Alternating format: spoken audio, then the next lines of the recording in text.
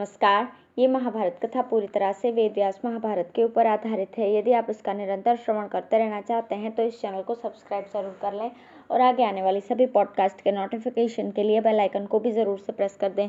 अब हम सुनेंगे बाहलिक और धृतराष्ट्र के 10 पुत्रों का वध, युधिष्ठिर का पराक्रम, कर्ण तथा कृप में विवाद और अश्वत्थामा का कोप। संजय कहते हैं, महाराज अश्वत्थामा ने राजा कुंतीभोज के 10 पुत्रों तथा हजारों राक्षसों का संहार कर दिया। यह देखकर युधिष्ठिर, भीम, धृष्टद्युम्न और सात्यकी ने पुनः युद्ध में ही मन लगाया। संग्राम में सात्यकी पर दृष्टि पड़ते ही सोमदत्त पुनः आग बबूला हो गए। उन्होंने बड़ी भारी बाण वर्षा करके सात्यकी को आच्छादित कर दिया। फिर दोनों पक्षों में बड़ा भयंकर युद्ध होने लगा। सोमदत्त को निकट आया देखकर सात्यकी की रक्षा के लिए भीम ने उन्हें 10 बाण मारकर घायल कर दिया। सोमदत्त ने भी उन्हें 100 बाणों से बींध दिया। ये देखकर सात्यकी क्रोध में भर गया और वज्र के समान तीक्ष्ण 10 बाणों से सोमदत्त को घायल कर दिया। तदंतर भीम ने सात्यकी का पक्ष लेकर सोमदत्त के मस्तक पर एक भयंकर परीख का प्रहार किया। साथ ही सात्यकी ने भी अग्नि के समान तेजस्वी बाण उसकी छाती पर मारा। परीख और बाण दोनों एक ही साथ सोमदत्त को लगे, इससे वे मूर्छित होकर गिर पड़े। पुत्र के मूर्छित होने पर बाहलिक ने धावा किया। वे वर्षाकालीन मेघ के समान बाणों की वर्षा करने लगे। भीम ने पुनः सात्यकी का पक्ष ग्रहण किया और फिर 9 बाणों से बाहलिक को बींध दिया। तब प्रतीप नंदन ने कुपित होकर भीम की छाती में शक्ति का प्रहार किया। उसकी चोट से भीम कांप उठे और बेहोश हो गए। फिर थोड़ी देर में चेत होने पर पांडुनंदन भीम ने उन पर गदा छोड़ी। उसके आघात से बाहलिक का सिर धड़ से अलग हो गया। वे वज्र से आहत हुए पर्वत की भांति पृथ्वी पर गिर पड़े। बाहलिक के मारे जाने पर आपके नागदत्त, धृतरथ, महाबाहु, आयुभुज, दृढ़, सुहस्त, विरज, प्रमार्थी, उग्र और अनुयायी, ये 10 पुत्र अपने बाणों से भीम को पीड़ित करने लगे। उन्हें देखते ही भीम क्रोध से जल उठे और एक एक के मर्मस्थान में बाण मारने लगे। उनकी करारी चोट से आपके पुत्रों के प्राण पखेरु उड़ गए और वे तेजोहीन होकर रथों से पृथ्वी पर गिर पड़े। इसके बाद वीरवर भीम ने आपके सालों के 7 महारथियों को मार डाला और नाराजों से महारथी सतचंद्र को भी मौत के घाट उतारा।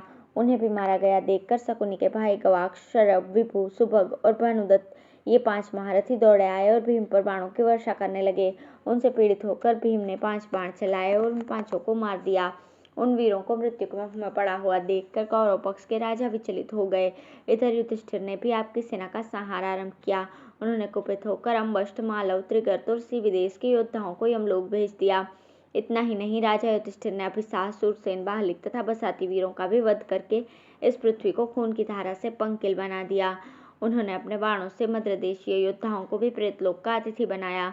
तब आपके पुत्र ने आचार्य द्रोण को युधिष्ठिर की ओर प्रेरित किया और आचार्य ने अत्यंत क्रोध में भरकर वायव्यास्त्र का प्रयोग किया, किंतु धर्मराज ने उसे वैसे ही दिव्यास्त्र से काट दिया। तब तो द्रोण के कोप की सीमा न रही। उन्होंने युधिष्ठिर पर वारुण, याम्य, आग्नेय, त्वाष्ट्र और सावित्र आदि अस्त्रों का प्रयोग किया, किंतु वे इससे तनिक भी भयभीत नहीं हुए।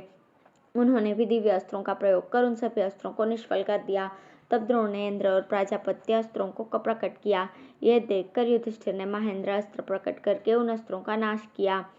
इस प्रकार जब द्रोणाचार्य के अस्त्र लगातार नष्ट होने लगे तो उन्होंने कुपित होकर युधिष्ठिर का वध करने के लिए ब्रह्मास्त्र का प्रयोग किया। उस समय चारों ओर घोर अंधकार छा गया। ब्रह्मास्त्र के भय से संपूर्ण प्राणी थर्रा उठे। उस ब्रह्मास्त्र को प्रकट हुआ देखकर युधिष्ठिर ने ब्रह्मास्त्र से ही उसे शांत कर दिया। तब द्रोणाचार्य धर्मराज को छोड़कर क्रोध से आंखें लाल किए चले गए और वायव्यास्त्र से द्रुपद की सेना का संहार करने लगे। उनके भय से पांचाल देशीय वीर भाग चले। इसी समय अर्जुन और भीम रथियों की बड़ी भारी सेना लेकर द्रोण के पास आए। अर्जुन ने दक्षिण की ओर से और भीम ने उत्तर की ओर से द्रोण की सेना पर घेरा डाल दिया। फिर वे दोनों भाई उन पर बाणों की बौछार करने लगे। फिर तो वहां के कई सृंजय, पांचाल, मत्स्य और सात्वत वीर भी आ पहुंचे। अर्जुन ने कौरव सेना का संहार आरंभ किया। एक तो घोर अंधकार में कुछ नहीं सूझता था, दूसरों सबको नींद सता रही थी, इसलिए आपकी वाहिनी का बेतहर विध्वंस होने लगा। उस समय आचार्य द्रोण और आपके पुत्र ने पांडव योद्धाओं को रोकने की बहुत कोशिश की, किंतु वो सफल न हो सके।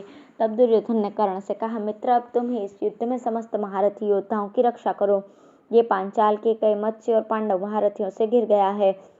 कर्ण बोला, भारत, धैर्य धारण करो। मैं तुमसे सच्ची प्रतिज्ञा करके कहता हूँ कि आज युद्ध में यदि इंद्र भी रक्षा करने के लिए आएंगे तो मैं उन्हें भी हराकर अर्जुन को मार डालूंगा। अकेला ही मैं पांडव और पांचालों का नाश करूंगा। पांडवों में सबसे अधिक बलवान अर्जुन है, अतः उन पर ही आज इंद्र की दी हुई शक्ति का प्रहार करूंगा। उनके मारे जाने पर बाकी चारों भाई तुम्हारे अधीन हो जाएंगे अथवा वन में चले जाएंगे। गुरुराज, मैं जब तक जी रहा हूँ तुम तनिक भी विषाद मत करो। यहाँ एकत्रित हुए पांचाल के कई तथा वृष्णिवंशियों सहित संपूर्ण पांडवों को अकेले जीत लूंगा और अपने बाणों से उनकी धज्जियां उड़ाकर यह सारी पृथ्वी तुम्हारे अधीन कर दूंगा। जब कर्ण इस प्रकार कह रहा था उसी समय कृपाचार्य हंसकर बोले, खूब खूब कर्ण, तुम बड़े बहादुर हो। यदि बात बनाने से ही काम हो जाए तब तो तुम्हें पाकर कुरुराज सनाथ हो गए। तुम इनके पास बहुत बढ़ बढ़कर बातें किया करते हो, किंतु न कभी तुम्हारा पराक्रम देखा जाता है और न उसका कोई फल सामने आता है। संग्राम में पांडवों से तुम्हारी अनेकों बार मुठभेड़ हुई है, किंतु सर्वत्र तुमने हार ही खाई है। कर्ण, याद है कि नहीं, जब गंधर्व दुर्योधन को पकड़कर लिए जा रहे थे उस समय सारी सेना तो युद्ध कर रही थी और अकेले तुम ही सबसे पहले भागे थे। विराटनगर में भी संपूर्ण कौरव इकट्ठे हुए थे, वहां अर्जुन ने अकेले ही सबको हराया था। तुम भी अपने भाइयों के साथ परास्त हुए थे। अकेले अर्जुन का सामना करने की तो तुम में शक्ति नहीं है, फिर श्री कृष्ण सहित संपूर्ण पांडवों को जीतने का साहस कैसे करते हो? भाई, चुपचाप युद्ध करो, बिना कहे ही पराक्रम दिखाया जाए, यही सत्पुरुषों का व्रत है। जब तक अर्जुन के बाण तुम्हारे ऊपर नहीं पड़ते तभी तक गरज रहे हो। जब उनके बाणों से घायल होगे तो सारी गर्जना भूल जाएगी। क्षत्रिय बाहुबल में सूर होते हैं, ब्राह्मण वाणी में सूर होते हैं, अर्जुन धनुष चलाने में सूर है, किंतु कर्ण तो मंसूबे बांधने में ही सूर है। जिन्होंने अपने पराक्रम से भगवान शंकर को संतुष्ट किया, उन अर्जुन को भला कौन मार सकता है? कृपाचार्य की ये बात सुनकर कर्ण ने रुष्ट होकर कहा, वर्षा काल के मेघ के समान सूरवीर सदा ही गर्जना करते हैं और पृथ्वी में बोए हुए बीज की भांति वे शीघ्र ही फल भी देते हैं। बाबा जी, यदि मैं गरजता हूँ तो आपका क्या नुकसान होता है? देखिएगा मेरी गर्जना का फल, जबकि मैं कृष्ण और सात्यकी के साथ संपूर्ण पांडवों का वध करके पृथ्वी को अकंटक राज्य दुर्योधन को दे दूंगा। कृपाचार्य बोले, सुतपुत्र, मुझे तुम्हारे इस मंसूबे बांधने और प्रलाप करने में विश्वास नहीं है। तुम तो श्री कृष्ण, अर्जुन और धर्मराज युधिष्ठिर को सदा ही कोसते रहते हो, परंतु विजय उसी पक्ष की होती है जहाँ युद्ध कुशल श्री कृष्ण और अर्जुन है। यदि देवता, गंधर्व, यक्ष, मनुष्य, सर्प, राक्षस भी कवच धारण करके युद्ध करने आए तो उन दोनों को नहीं जीत सकते। धर्मपुत्र युधिष्ठिर ब्राह्मण भक्त, सत्यवादी, जितेंद्रिय, गुरु और देवताओं का सम्मान करने वाला, सदा धर्मपरायण, अस्त्र विद्या में विशेष कुशल, धैर्यवान और कृतज्ञ है। इनके भाई भी बलवान और अस्त्र विद्या में परिश्रम किए हुए हैं। वे सभी बुद्धिमान, धर्मात्मा और यशस्वी हैं तथा उनके संबंध भी इंद्र के समान पराक्रमी और उनके प्रति प्रेम रखने वाले हैं। अतः पांडवों का नाश कभी नहीं हो सकता। भीम अथवा अर्जुन यदि चाहें तो अपने अस्त्र बल से देवता, असुर, मनुष्य, यक्ष, राक्षस, भूत और नाग गणों से युक्त संपूर्ण जगत का विनाश कर सकते हैं। युधिष्ठिर भी यदि रोष भरी दृष्टि से देखें तो इस भूमंडल को भस्म कर सकते हैं। जिनके बल की कोई सीमा नहीं है, वे भगवान श्री कृष्ण भी जिनके लिए कवच धारण करके तैयार हैं, उन शत्रुओं को जीतने का साहस तुम कैसे कर रहे हो? यह सुनकर कर्ण ने हंसकर कहा, तुमने पांडवों के विषय में जो कुछ कहा है वो सब सच है। इतने ही नहीं, और भी बहुत से गुण पांडवों में है। यह भी ठीक है कि उन्हें इंद्र आदि देवता, दैत्य, यक्ष, गंधर्व, पिशाच, नाग और राक्षस भी नहीं जीत सकते, तो भी मैं उन पर विजय पाऊंगा। मुझे इंद्र ने एक अमोघ शक्ति दे रखी है, उसके द्वारा मैं युद्ध में अर्जुन को मार दूंगा। उनके मरने पर उनके सहोदर भाई किसी तरह पृथ्वी का राज्य नहीं भोग सकते। उन सब का नाश हो जाने पर समुद्र सहित ये सारी पृथ्वी अनायास ही कुरुराज के वश में हो जाएगी। तुम तो स्वयं बूढ़े होने के कारण युद्ध करने में असमर्थ हो, साथ ही पांडवों पर तुम्हारा स्नेह है, इसलिए मोहवश मेरा अपमान कर रहे हो। किंतु याद रखो, यदि मेरे विषय में फिर कोई अप्रिय बात मुंह से निकालोगे तो तलवार से तुम्हारी जीभ काट लूंगा। दुर्बुद्धि ब्राह्मण, तुम कौरवों को डराने के लिए पांडवों की स्तुति करना चाहते हो। मैं तो पांडवों का कोई विशेष प्रभाव नहीं देखता। दोनों ही पक्ष की सेनाओं का समान रूप से संहार हो रहा है। द्विजाधम, जिन्हें तुम विशेष बलवान समझते हो, उनके साथ में पूरी शक्ति लगाकर युद्ध करूंगा। विजय तो प्रारब्ध के अधीन है। सुतपुत्र कर्ण को अपने मामा के प्रति कठोर भाषण करते देखकर अश्वत्थामा हाथ में तलवार लेकर बड़े वेग से कर्ण की ओर झपटा। दुर्योधन के देखते देखते वो कर्ण के पास आ पहुंचा और अत्यंत क्रोध में भरकर बोला, अरे नीच, मेरे मामा सूरवीर हैं और ये अर्जुन के सच्चे गुणों का कीर्तन कर रहे हैं, तो भी तू अर्जुन से द्वेष होने के कारण इनका तिरस्कार कर रहा है।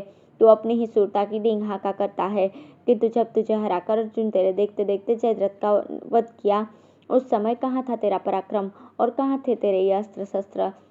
जिन्होंने युद्ध में साक्षात महादेव जी को संतुष्ट किया है, उन्हें जीतने को तू व्यर्थ ही मंसूबे बांधा करता है। श्री कृष्ण के साथ रहते अर्जुन को इंद्र आदि देवता और असुर भी नहीं हरा सकते, फिर तू कैसे जीत सकता है? नराधम, खड़ा रह, अभी तेरा सिर धड़ से अलग कर देता हूँ। यह कहकर वह बड़े वेग से कर्ण की ओर बढ़ा, किंतु स्वयं राजा दुर्योधन और कृपाचार्य ने उसे पकड़कर रोक लिया। कर्ण कहने लगा, ये दुर्बुद्धि नीच ब्राह्मण अपने को बड़ा सूर और लड़ाका समझता है। गुरुराज तुम रोको मत, छोड़ दो, जरा इसे अपने पराक्रम का मजा चखा दूं। अश्वत्थामा ने कहा, मूर्ख शूद्रपुत्र, तेरा ये अपराध हम तो सह लेते हैं, किंतु अर्जुन तेरे इस बड़े हुए घमंड का नाश अवश्य करेगा। दुर्योधन बोला, भाई अश्वत्थामा शांत हो जाओ, तुम तो दूसरों को सम्मान देने वाले हो, इस अपराध को क्षमा करो। तुम्हें कर्ण पर किसी तरह क्रोध नहीं करना चाहिए। विप्रवर, मैंने तो तुम पर और कर्ण, कृप, द्रोण, शल्य और शकुनी पर ही महान कार्य का भार दे रखा है। इस प्रकार राजा के मनाने से अश्वत्थामा का क्रोध शांत हो गया। कृपाचार्य का स्वभाव भी बड़ा कोमल था। वे शीघ्र ही सदय होकर बोले, सुतपुत्र, हम तो तेरे अपराध को क्षमा कर देते हैं, परंतु तेरे बड़े हुए घमंड का अर्जुन अवश्य नाश करेगा। धन्यवाद।